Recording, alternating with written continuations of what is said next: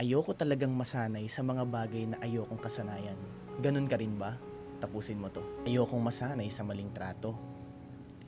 Ayokong masanay sa maling trato.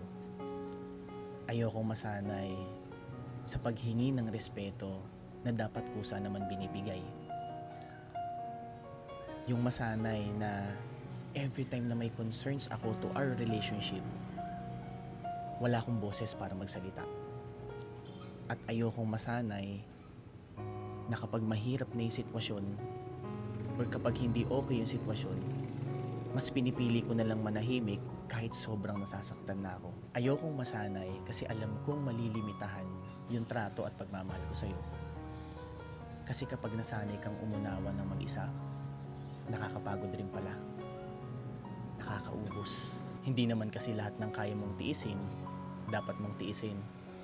At hindi lahat ng kinatatahimik mo, dapat mong palampasin. Hindi lahat ng bagay inaayos ng oras. Pero maaayos yun kapag hinarap mo ng matapang yung sitwasyon. Kaya hanggat may pagkakataon, maging open ka sa partner mo. Makipag-communicate ka sa kanya without any ego. Pangunahin mo yung malawak na pangunawa at pag-intindi sa kanya. Kasi tandaan mo, ang taong ayaw niyang masanay sa hindi talaga siya, isa lang ang gusto niyan. Yung mabigay niya ng buo at totoo yung sarili niya para sa'yo.